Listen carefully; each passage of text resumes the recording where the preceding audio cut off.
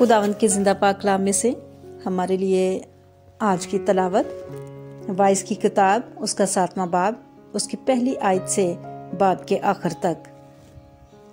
نیک نامی بیش بہا عطر سے بہتر ہے اور مرنے کا دن پیدا ہونے کے دن سے۔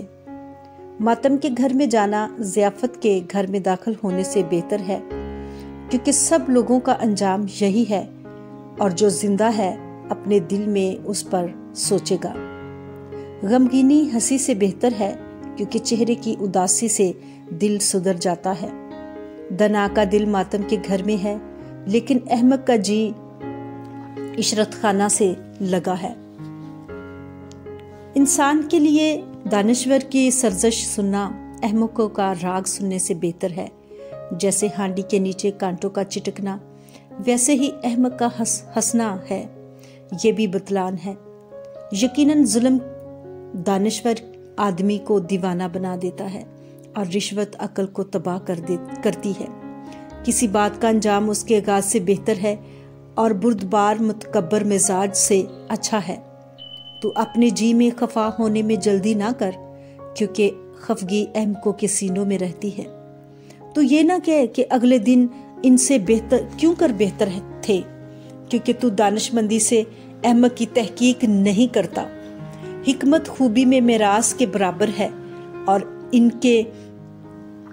کے لیے جو سورج کو دیکھتے ہیں زیادہ سود مند ہے، کیونکہ حکمت ویسی ہی پناہ گاہ ہے جیسے روپیہ، لیکن علم کی خاص خوبی یہ ہے کہ حکمت صاحب حکمت کی جان کی محافظ ہے۔ خدا کے کام پر غور کر، کیونکہ کون اس چیز کو سیدھا کر سکتا ہے جسے اس نے ٹیڑھا کیا ہے۔ اقبال مندی کے دن خوشی میں مشغول ہو، پر مصیبت کے دن سوچ، بلکہ خدا نے اس کو اس کے مقابل بنا رکھا ہے، کیونکہ انسان اپنے بعد کسی بات کو دریافت نہ کر سکے گا۔ میں نے اپنی بطالت کے دنوں میں یہ سب کچھ دیکھا۔ کوئی راست باز اپنی راست بازی میں مرتا ہے اور کوئی بدکردار اپنی بدکرداری میں عمر درازی پاتا ہے۔ حد سے زیادہ نیکوکار نہ ہو اور حکمت میں اعتدال سے باہر نہ جا۔ اس کی کیا ضرورت ہے کہ تو اپنے آپ کو برباد کرے؟ حد سے زیادہ بدکردار نہ ہو اور احمق نہ بن، تو اپنے وقت سے پہلے کاہی ہو کے مرے گا۔ اچھا ہے کہ تو اس کو بھی پکڑے رہے اور اس پر سے بھی ہاتھ نہ اٹھائے، کیونکہ جو خدا ترس ہے ان سب سے بچ نکلے گا۔ حکمت صاحب حکمت کو شہر کے 10 حاکموں سے زیادہ زوراور بنا دیتی ہے، کیونکہ زمین پر ایسا کوئی راست باز انسان نہیں کہ نیکی ہی کرے اور خطا نہ کرے۔ نیز ان سب باتوں کے سننے سے جو کہیں جائیں کان نہ لگا، ایسا نہ ہو کہ تو سن لے کہ تیرا نوکر تجھ پر لعنت کرتا ہے، کیونکہ تو اپنے دل سے جانتا ہے کہ تو نے آپ ہی اسی طرح سے اوروں پر لعنت کی ہے۔